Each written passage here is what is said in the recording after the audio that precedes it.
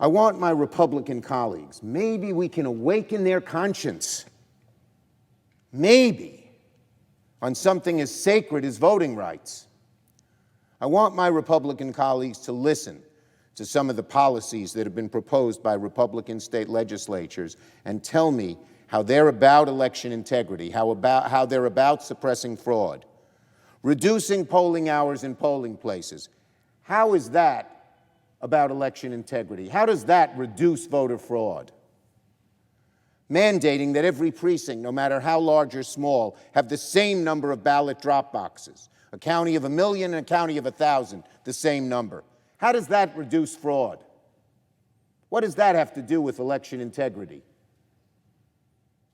No after-hours voting, 24-hour voting. No after-hours voting, no 24-hour voting, no drive-through voting. What does that have to do with election fraud? It certainly has to do with reducing people's right to vote and ability to vote, but nothing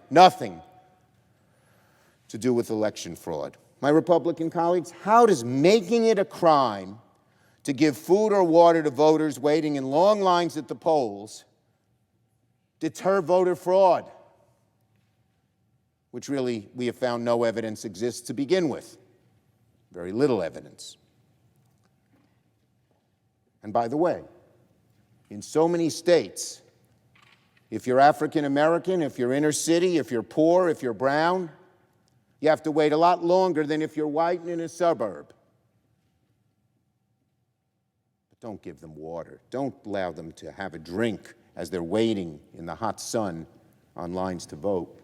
Yeah, what does that have to do with voter fraud? It has to do with cruelty. It has to do with nastiness. And it has to do with suppressing the vote.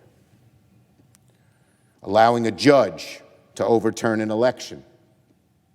Allowing a partisan state election board to replace a duly elected county elections board member if they're underperforming.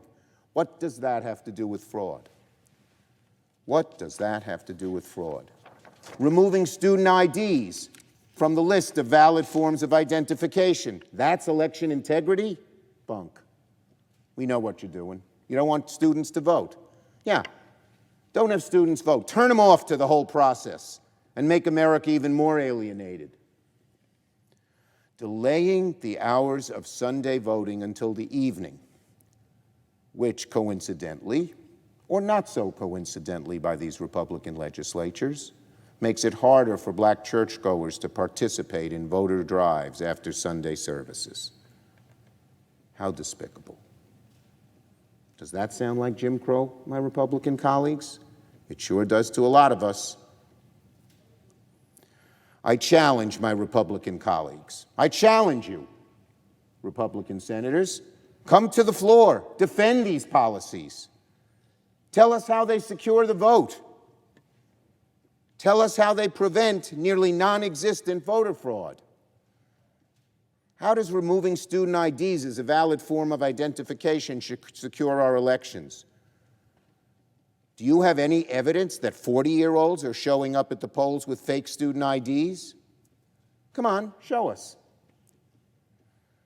How is criminalizing giving water or food to voters in a line a fraud prevention measure? Got any evidence of that? What arguments do Republicans have for restrictions on Sunday voting? That's what Texas Republicans want to do. Do any of my colleagues actually have evidence that voter fraud is especially prevalent on the Lord's Day? Please. We know what you're up to. America knows what you're up to. And not to debate this?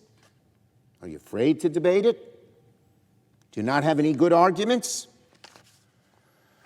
Let's dispense with this nonsense. There is no real principle behind these policies. They're not about election integrity. They're not about voter fraud.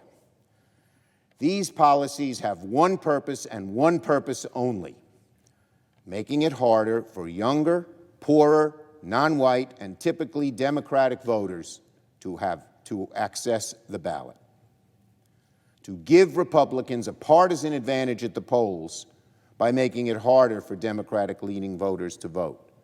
You lose an election, You're not supposed to stop people from voting, even if they didn't vote for you. That's not democracy, my Republican friends. You lose an election, you're supposed to try harder and win over the voters you lost. Republicans across the country are trying to stop the other side from voting. That tears, rips apart the very fabric of our democracy.